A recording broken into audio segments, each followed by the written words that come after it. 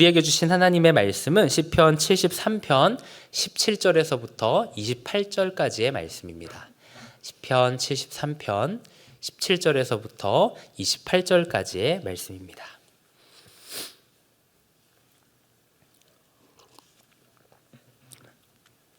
네, 다 찾으셨으면 저와 여러분이 한 절씩 교독하고 마지막 절은 합독하도록 하겠습니다.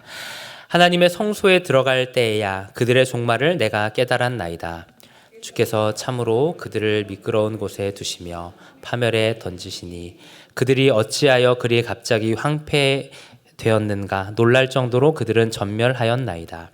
주여, 사람이 깬 후에는 꿈을 무시함같이 주께서 깨신 후에는 그들의 형상을 멸시하시리이다. 내 마음이 산란하며 내 양심이 찔렸나이다. 내가 이같이 음에 무지함으로 주 앞에 짐승이오나 내가 항상 주와 함께하니 주께서 내 오른손을 붙드셨나이다. 인도하시고 후에는 영광으로 나를 영접하시리니 하늘에서는 주 외에 누가 내게 있으리요 땅에서는 주밖에 내가 사모할 이 없나이다. 내 육체와 마음은 쇠약하나 하나님은 내 마음의 반석이시요 영원한 분기지시라.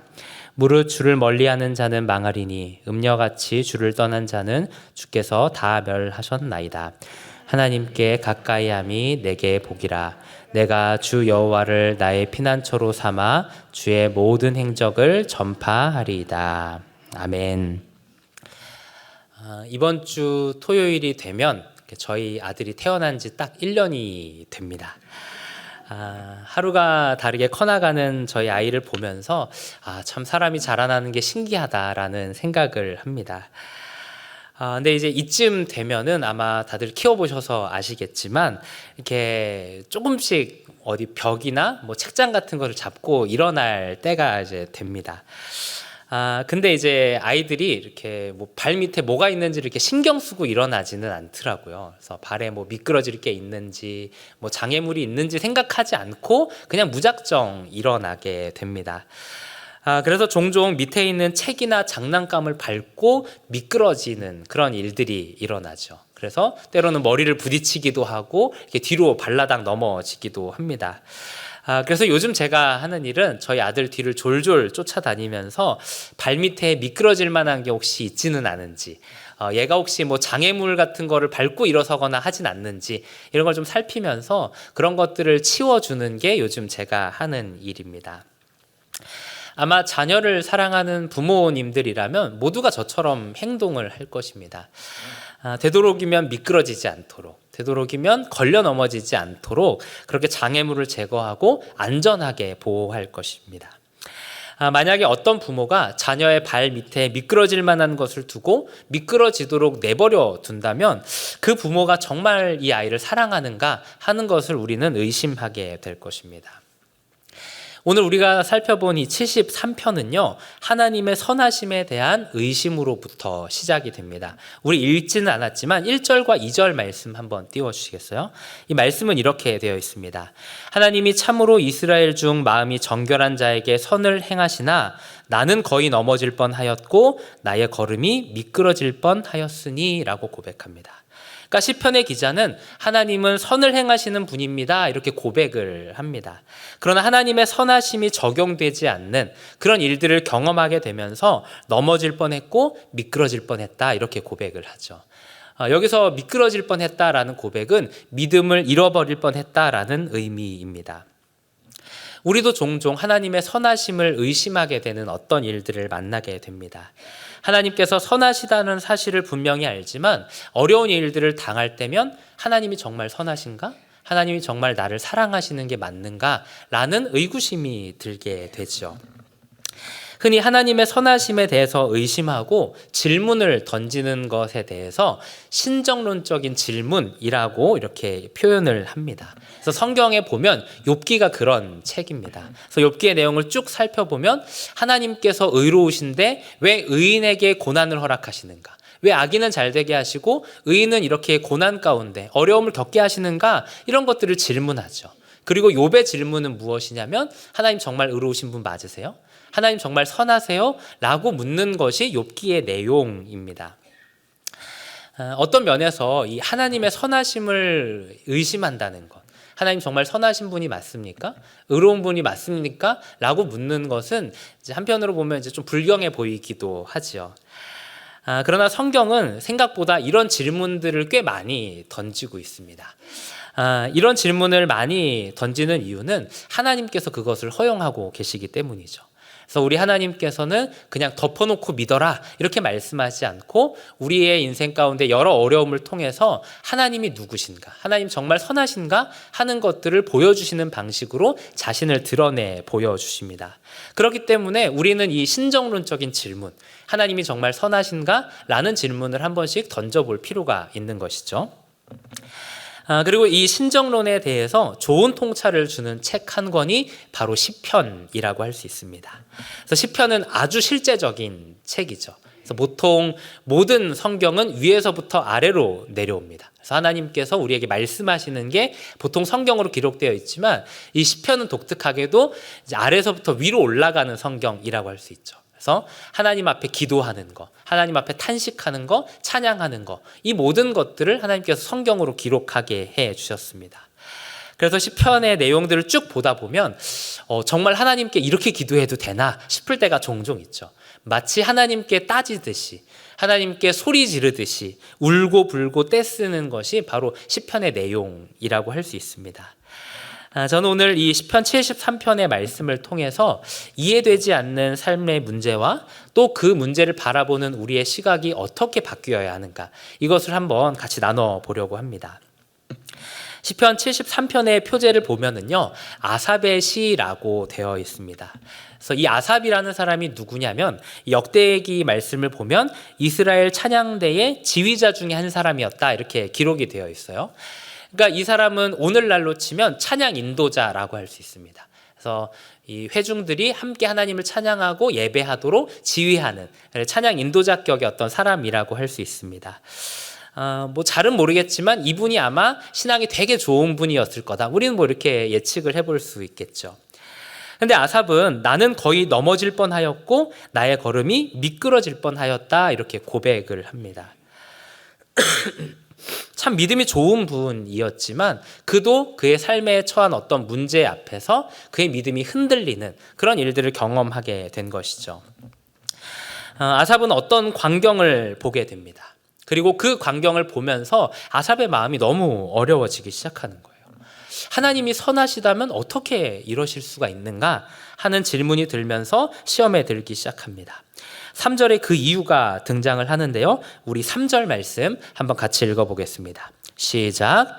이는 내가 악인의 형통함을 보고 오만한 자를 질투하였음이로다. 아멘. 그러니까 아삽이 보니까 악인이 형통하다는 것입니다. 근데 그냥 형통한 게 아니라 4절 이하의 내용을 쭉 살펴보면 그들은 죽을 때에도 고통이 없고 그 힘이 강건하다, 이렇게 표현을 합니다. 그러니까 아마 아삽은 이런 것들을 기대해 봤을 것 같아요.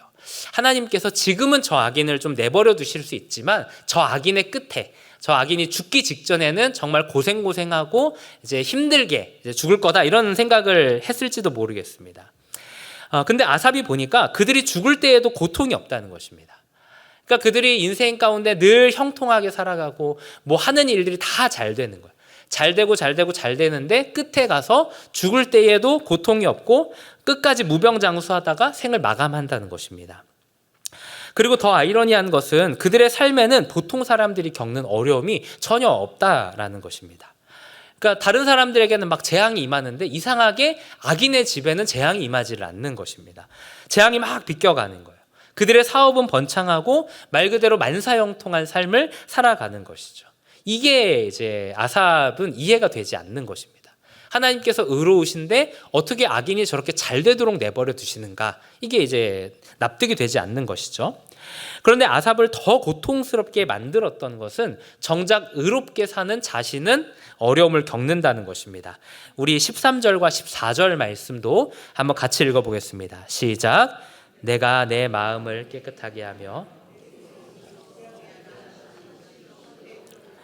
나는 종일 재난을 당하며 아침마다 징벌을 받았도다. 아멘. 만약 악인이 형통하지만 의인인 나도 형통하다면 좀 덜 속상할 것 같습니다. 근데 의인인 자신은 고난을 당하는데 악인은 잘 풀린다라는 것이 더 이 아삽으로 하여금 화나게 만드는 것이죠. 그러니 그가 13절에 고백한 것처럼 내가 마음을 깨끗하게 하며 내 손을 씻어 무죄하다는 것이 실로 헛되도다라는 이 탄식이 나오는 겁니다. 내가 이럴 거면 뭐하러 의롭게 사나? 내가 이럴 거면 뭐하러 착하게 사나? 라는 이 후회가 드는 것이죠. 제가 대학을 졸업하고 처음 일했던 곳은 도매업을 하는 회사였습니다. 근데 이제 말이 도매업이지 사실은 이제 노가다를 하는 그런 회사라고 보시면 됩니다. 근데 이제 물량이 정말 어마어마한 그런 회사였습니다. 그래서 사람의 숫자는 많지 않은데 제가 날라야 되는 짐이 너무 많은 거예요. 그래서 한 달에 한 두세 번 정도는 해외에서 물건이 이제 컨테이너 박스 하나로 이렇게 크게 들어오는데요. 거기에 뭐가 들어있냐면 20kg짜리 박스로 해서 접시가 수천 박스가 들어있는 겁니다. 그럼 이제 이거를 막 옮기는 거예요, 제가. 저하고 이제 같이 일하는 분 한 분하고 알바생 한 명 써서 세 명이서 수천 박스를 옮기는 겁니다. 뭐 이런 것도 옮기고 또 소금을 또 이렇게 팔았는데 소금도 막 옮기는 거예요. 소금이 20kg짜리 막 있잖아요. 그래서 이런 소금을 이제 하루에 막 수천 포대씩 옮기는 겁니다. 아침부터 저녁까지. 그렇게 이제 열심히 일을 했습니다. 근데 매번 이렇게 이런 무거운 짐을 나르고 땀을 흘리고 이렇게 하니까 얼마나 옷이 또 더러워지겠어요? 그리고 이제 소금을 운반을 하다 보면 이렇게 소금 때문에 옷이 삭는 거를 볼 수 있습니다. 그래서 옷이 삭으니까 제가 회사를 갈 때는 좋은 옷을 안 입었습니다. 그래서 맨날 이렇게 입는 작업복을 입고 회사를 출근을 했습니다.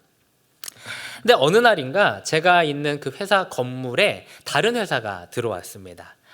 근데 거기에 제 고등학교 동창이 있는 겁니다. 근데 그 친구는 소위 말해서 일진이었던 친구였어요. 그러니까 학교 다닐 때부터 오토바이 타고 친구들 돈 뺏고 애들 괴롭히고, 그러니까 전형적인 어떤 일진의 친구였던 거예요. 근데 그 친구는 좋은 차를 몰고 출근을 하는 겁니다. 또 옷도 멀끔한 정장을 입고 근무를 하는 거예요. 근데 그걸 보는데 제 마음이 너무 어려운 겁니다. 왜냐하면 저는 이제 그렇게 안 보이실지 모르겠지만 제가 고등학교 때 이제 과에서 수석이었거든요. 제가 기계과였는데 저희 과 전체에서 제가 수석이었습니다. 그러니까 저는 이제 전교 1등이었던 거죠.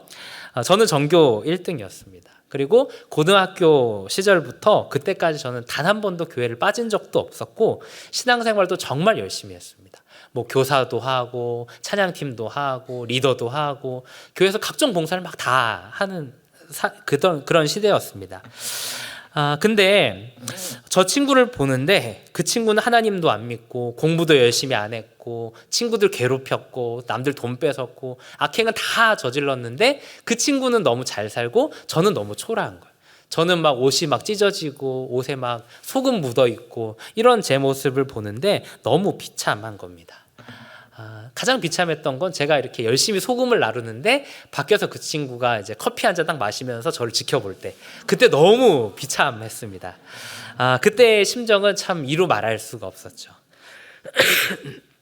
그때 저도 이렇게 하나님 앞에 좀 원망했었던 것 같아요. 하나님, 어떻게 저의 인생은 이렇습니까? 저는 하나님 말씀대로 살았는데 또 저 친구는 저렇게 나쁜 짓을 했는데 어떻게 저 친구는 잘 살고 저는 이렇게 못 삽니까? 라고 불평했던 적이 있습니다. 오늘 아삽의 마음이 저는 그럴 것 같습니다.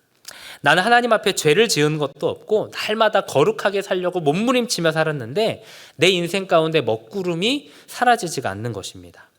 그에 비해서 저 악인들의 인생은 잘 풀려 그렇게 잘 풀릴 수가 없는 것이죠.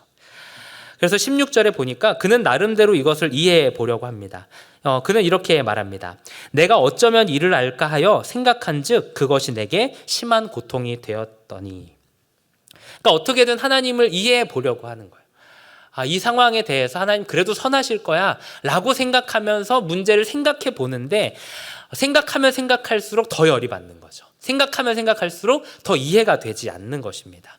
오히려 마음의 고통만 더 깊어지고 있다라고 하는 것이죠. 앞서서 아삽은 1절에서 하나님이 참으로 이스라엘 중에 마음이 정결한 자에게 선을 행하시니 라고 말씀을 했습니다. 이것은 아삽이 하나님 앞에 가지고 있었던 하나의 전제였습니다. 이것은 분명 옳은 것이죠. 그러나 그가 직면한 이 상황 앞에서 이 전제가 산산조각이 나는 일을 경험하는 것입니다. 그래서 그는 미끄러질 뻔했고 넘어질 뻔하였다, 이렇게 고백을 하는 것이죠. 그런데 오늘 17절 말씀부터 반전이 일어나게 됩니다. 우리 17절에서부터 19절 말씀 한번 같이 읽어보겠습니다. 시작. 하나님의 성소에 들어갈 때야 그들의 종말을 내가 깨달았나이다. 주께서 참으로 그들을 미끄러운 곳에 그들이 어찌하여 그리 갑자기 황폐되었는가 놀랄 정도로 그들은 전멸하였나이다. 아멘. 아삽은 이전처럼 하나님을 예배하기 위해서 성전에 올라갔습니다. 그런데 이 날의 예배는 좀 달랐던 것 같습니다. 예배를 드리는데 이 아삽이 성전에 올라가서 예배를 드리는 중에 하나님을 경험하게 되죠. 그러자 그가 깨닫게 된 것이 무엇이냐면 악인들의 종말에 대해서 깨닫게 됐다, 이렇게 말하고 있습니다. 그는 하나님 앞에 나아옴을 통하여서 새로운 관점으로 자신과 악인들에 대해서 바라보기 시작했습니다. 그것이 무엇이냐면 영원이라는 관점으로 바라보기 시작했다는 것입니다. 그러니까 그가 깨닫게 된 것을 비유하자면 이런 것입니다. 악인이 무더운 여름날 마트를 갔습니다. 그래서 마트에 가서 온갖 비싼 식재료를 다 사는 거예요. 그래서 툭불 한우도 사고 뭐 캐비어도 사고 랍스타도 사고 비싼 것들을 막 잔뜩 사온 겁니다. 그리고 그걸 냉장고에 넣어놓는 거를 이제 목도하는 거예요. 그래서 보는데 막 너무 부럽기도 하고 왜 나는 저런 것들을 못 먹나, 이렇게 좀 원망이 되기도 하고 이런 마음이 드는 거예요. 근데 한 이틀쯤 지나니까 그 냉장고에서 썩은 내가 진동하기 시작하는 겁니다. 그래서 왜 그런가 하고 보니까 냉장고 코드를 이제 콘센트에 안 꽂은 것이죠. 그러니까 그래서 모든 음식이 다 상해버린 것입니다. 그러니까 영혼의 관점으로 보면 악인들이 다 그렇다는 것입니다. 지금 당장은 좋아 보이지만 그들의 실상은 무엇이냐? 코드를 꼽지 않아서 썩어버릴 음식과 같다는 것이죠. 아무리 비싼 것을 사고 아무리 냉장고에 가득가득 채워놔봤자 코드를 꼽지 않으면 금방 썩어버리는 것처럼 하나님과 연결되어 있지 않는 그들의 삶은 결말이 정해져 있다는 것입니다. 그리고 그들의 삶은 결국 허무한 인생이 될 것이다 라는 것을 그가 깨달은 것이죠. 그리고 18절 말씀에서 그는 이렇게 말씀합니다. 하나님께서 저들을 미끄러운 곳에 두시며 파멸에 던지시니. 그러니까 아삽이 뭘 깨달았냐면 내가 미끄러운 곳에 있는 게 아니라 하나님이 저들을 미끄러운 곳에 두셨구나 라는 것을 그가 깨달았습니다. 이 세상의 관점으로만 놓고 보면 악인들의 형통은 부럽고 좋은 것일 수 있습니다. 그러나 영혼의 관점으로 보면 그들의 형통은 결코 복이 아닌 것이죠. 일전에 다윗은 자신의 대적들을 저주하면서 하나님 앞에 이렇게 기도한 적이 있습니다. 하나님, 저들의 밥상이 저들의 올무가 되게 하여 주시고 평안이 덫이 되게 하여 주시옵소서, 이렇게 기도했습니다. 그러니까 그들의 원수가 부유해지고 평안해지고 더 잘 먹고 더 잘 살아서 하나님 찾지 않게 해주십시오 라는 저주의 기도인 것이죠. 악인들은 부유하면 부유할수록 하나님으로부터는 멀어집니다. 또 평안이 그들 가운데 충만하면 충만할수록 그들은 더 하나님을 찾지 않게 되는 것이죠. 그리고 그 결과로 하나님의 심판을 받게 됩니다. 그래서 18절 말씀에 나오는 이 파멸에 던지셨다라는 말은 완료형을 씁니다. 그러니까 그들이 당할 심판이 확정되어 있다라는 것이죠. 그러니까 이 말은 이런 겁니다. 악인들이 부유하고 건강하고 잘 먹고 잘 자고 어려움도 없고 다 좋고 그런데 끝은 지옥이다, 이런 표현인 거죠. 이런 것들을 볼 때 악인들의 형통을 우리는 복이라고 말할 수 있을까요? 그들이 부유하고 잘 풀려서 하나님을 찾지 않게 된다면 그것은 절대 복이 아닌 것입니다. 오히려 그들을 완고한 마음 그대로 두시는 하나님의 심판이라고 할 수 있죠. 로이드 존스라는 목사님은요, 그리스도인이 된다는 것이 무엇이냐라는 질문 앞에 이렇게 답을 합니다. 그리스도인이 된다는 것은 믿지 않는 사람들이 잘 풀리고 잘 살아가는 걸 볼 때 그게 부러운 게 아니라 불쌍하게 보일 때 그리스도인이 되었다, 이렇게 이야기합니다. 그러니까 믿지 않는 사람이 막 잘 되는데 그게 막 부러운 게 아니라 불쌍하게 보이는 거예요. 저 사람이 저렇게 인생이 잘 풀리는데, 저 사람이 인생이 저렇게 평탄한데 저 사람이 하나님 절대 안 찾겠구나 라는 걸 보면서 너무 불쌍하게 여겨지는 거죠. 그리스도인이 된다는 건 그런 시각으로 바라본다라는 것입니다. 우리가 예수님을 믿고 그리스도인이 되면서 하나님께서 우리의 삶 가운데 지속적으로 넓혀 가시는 것이 있습니다. 그것이 뭐냐면 영혼에 대한 관점이죠. 우리가 처음 예수님을 믿을 때 우리는 세상과 거의 방불한 모습으로 살아갑니다. 그래서 예수님을 믿는다고 고백하고 또 예배에 나오지만 우리의 가치관은 철저히 세상적 가치관이죠. 그래서 우리는 영혼을 생각하기보다는 내가 이 세상에서 어떻게 더 잘 먹고 잘 살 것인가, 이것만을 생각하며 살았습니다. 근데 시간이 지나면서 어떻게 바뀌어 갑니까? 점점 더 보이지 않는 것, 영원한 것을 인식하며 살아가게 되죠. 그리고 하나님 나라의 것이 더 중요하구나. 이 땅에서의 삶보다 영원한 나라에서 삶이 더 가치 있는 일이구나 라는 것을 고백하게 되죠. 그래서 이 땅을 살아가지만 점점점 우리의 시선이 땅이 아니라 하늘을 바라보고 하늘을 소망하게 되는 것입니다. 이어서 아삽은 영혼의 관점으로 문제를 바라볼 때에 악인들의 종말뿐만 아니라 의인들의 결말 또한 깨닫게 됩니다. 우리 25절부터 28절까지 말씀도 한번 같이 읽어보도록 하겠습니다. 시작. 하늘에서는 주 외에 누가 내게 있으리요, 땅에서는 주밖에 내가 사모할이 없나이다. 내 육체와 마음은 쇠약하나 하나님은 내 마음의 반석이시요 영원한 분기지시라. 무릇 주를 멀리하는 자는 망하리니 음녀같이 주를 떠난 자를 주께서 다 멸하셨나이다. 하나님께 가까이함이 내게 복이라. 내가 주 여호와를 나의 피난처로 삼아 주의 모든 행적을 전파하리이다. 아멘. 아삽은 악인의 형통을 부러워했습니다. 그래서 내가 의롭게 산 것이 무익하다라고 말하기도 했지요. 그러나 그가 깨닫게 된 것은 악인들의 행복은 유통기한이 있고 그것이 매우 짧은 잠깐의 형통일 뿐이라는 것입니다. 그러나 자기가 받은 것은 영원한 하나님 나라라는 것을 그가 깨닫게 되었습니다. 그의 인생 가운데 되어지는 것이 없어서 너무 괴롭습니다. 악인들의 형통을 볼 때에는 부러움이 가득하죠. 그러나 눈을 들어 하나님을 보기 시작하니까 하나님 안에서 모든 것을 소유한 자라는 사실을 그가 발견한 것입니다.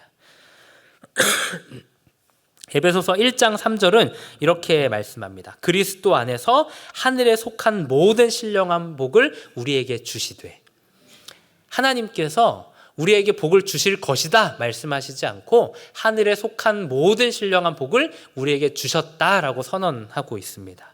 우리는 하나님께 무언가를 받아야 하는 존재가 아니라 이미 하나님께 모든 것을 받은 존재라는 것입니다. 오늘 아삽은 자신이 처한 불합리한 상황을 넘어서 그 위에 계시는 하나님을 바라보았습니다. 그리고 하나님께서 장래에 베푸실 은혜를 기억하며 그의 마음은 평안을 누리게 되죠. 26절에서 그는 육체와 마음은 쇠약하나 하나님은 내 마음의 반석이시요 영원한 분기시라 말씀합니다. 비록 그의 삶은 여전히 해결 불가능한 문제로 가득하지만 하나님을 바라보기 때문에, 반석 되시는 하나님을 소망하기 때문에 그의 마음은 평안을 누리는 것이죠. 그리고 그는 결정타를 날리는 것처럼 28절에서 이렇게 고백하죠. 하나님께 가까이함이 내게 복이라. 이전에는 잘 되는 게 복이고 만사 형통한 게 복이라고 생각했습니다. 그러나 영원한 관점으로 보니까 하나님께 가까이 하고 있는 지금, 이 시점이 복이구나라는 것을 그가 깨닫게 된 것이죠. 저는 우리가 이런 고백을 할 수 있다면 정말 행복한 인생이라고 생각합니다. 아무것이 없어도 하나님을 가까이 하고 하나님 안에 거하는 것이 인생의 가장 큰 복임을 고백할 수만 있다면 우리는 어떤 형편과 어떤 상황 가운데에서도 변하지 않는 평안함을 누릴 것이고 빼앗기지 않는 기쁨을 맛보게 될 것입니다. 이 자리에 있는 저와 여러분 모두가 하나님께 가까이함이 내게 복이라 이렇게 고백할 수 있는 그런 인생이 되었으면 좋겠습니다. 두 가지 정도 적용을 하고 오늘 말씀을 좀 맺도록 하겠습니다. 아삽이 가진 영혼의 관점으로 이 세상을 살아가기 위해서 우리가 해야 될 것이 있습니다. 먼저 첫 번째로는요, 우리는 지속적으로 세상의 식탁을 떠나야 한다는 것입니다. 이 세상의 식탁을 떠나야 된다라는 것은 저의 표현은 아니고 존 파이퍼라는 목사님의 표현입니다. 그러니까 우리는 영원을 향해 살도록 부름을 받았고 이 사실을 다 알고 있습니다. 그런데 우리의 관심은 계속해서 세상에 가죠. 내가 세상 사람들과 비교해서 어떻게 하면 더 잘 나갈 수 있을까? 어떻게 하면 더 많은 걸 가질 수 있을까? 이런 것들을 자꾸 생각하게 됩니다. 우리가 이런 것들을 소망하게 되는 이유는요, 우리가 세상의 식탁에 너무 오래 앉아 있었기 때문이죠. 우리는 보는 것에 영향을 받게 되어 있습니다. 내가 반복적으로 듣는 그것이 무의식 중에 우리의 생각을 바꾸고 우리의 가치관을 형성하죠. 그리고 그 가치관이 우리로 하여금 하늘이 아니라 이 세상을 향해서, 이 땅을 향해서 더 많은 것들을 소망하게 만듭니다. 그래서 우리는 이 세상의 식탁을 떠나서 영원한 하나님의 식탁으로 나아가는 법을 훈련해야 하는 것이죠. 이때 필요한 것이 매일 우리의 삶을 하나님께 조율하는 것입니다. 오케스트라 연주를 하기 전에 이렇게 가장 먼저 뭘 하죠? 연주를 할 때는 음을 조율을 가장 먼저 합니다. 그래서 이렇게 바이올린이나 비올라나 이런 악기들을 보면 이제 낑낑깽깽 하면서 열심히 이렇게 조율을 하죠. 근데 그걸 볼 때마다 좀 집에서 조율 좀 해오지 이런 생각을 합니다만 그럴 수는 없죠. 그러니까 집에서 조율을 하고 왔어도 오면은 이게 돌아가는 거예요. 그러니까 연주를 하기 직전마다 세밀하게 음을 계속해서 조율을 해야 하는 것입니다. 우리의 삶도 마찬가지인 것 같습니다. 한두 번 결단한다고 해서 그 결단이 우리의 삶을 바꾸지는 못합니다. 우리는 매일 아침 눈을 뜰 때마다 우리의 삶을 하나님께 조율해야 합니다.